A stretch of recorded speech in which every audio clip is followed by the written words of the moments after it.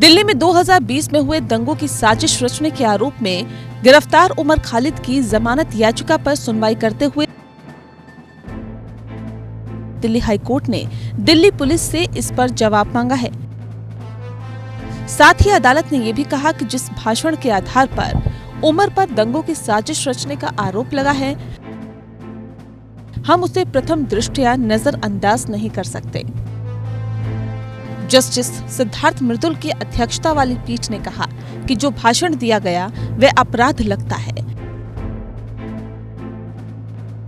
और ऐसा आभास कराता है कि देश की स्वतंत्रता की लड़ाई सिर्फ एक ही संस्था ने लड़ी है। अदालत ने दिल्ली पुलिस को अपना जवाब दाखिल करने के लिए 3 दिन का समय दिया है।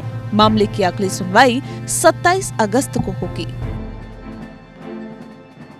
दिल्ली दंगों से जुड़े यूएपीए मामले में उमर खालिद की जमानत अर्जी पर दिल्ली हाईकोर्ट ने दिल्ली पुलिस को नोटिस जारी किया है। साथ ही कोर्ट ने गांधी और भगत सिंह का जिक्र कर उमर खालिद को फटकार लगाई कि क्या आपको नहीं लगता कि आपका भाषण भड़काऊ है? उमर खालिद ने कड़कड़डुमा कोर्ट से जमानत खारिज होने के आदेश को हाईकोर्ट में चुनौती दी है। मामले की सुनवाई के दौरान दिल्ली हाई कोर्ट ने कहा कि अमरावती में दी गई उमर खालिद की स्पीच, जिसके आधार पर उनके खिलाफ ये केस दर्ज किया गया है, आपत्तिजनक और भड़काऊ था।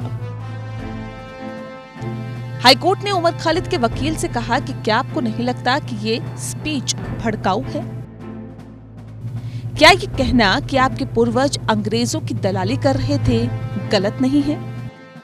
आपके बात से लगता है कि सिर्फ एक ही समुदाय अंग्रेजों से लड़ाई लड़ रहा था। क्या भगत सिंह और गांधी जी ने ऐसी भाषा का इस्तेमाल किया? कोर्ट ने स्पष्ट कर दिया कि अभिव्यक्ति की आजादी का हवाला देकर ऐसे भड़काऊ बयान नहीं दिए जा सकते।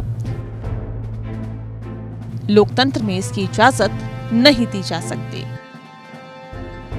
पीठ ने जब पूछा कि खालिद पर क्या आरोप है, इसके जवाब में खालिद की तरफ से पेश हुए वरिष्ठ अधिवक्ता त्रिदीप पेस ने दलील दी कि खालिद पर साजिश का आरोप लगाया गया है, लेकिन वह शहर में मौजूद ही नहीं था। हालांकि पीठ ने कहा कि प्रथम दृष्टया अदालत कह सकती है कि खालिद द्वारा दिया गया भाषण स्वीकार्य नहीं। कड़कड़डुमा अदालत ने उमर खालिद की जमानत याचिका को पिछले महीने खारिज कर दिया था और कहा था कि अभी आरोपी को जमानत देने का कोई आधार नहीं है।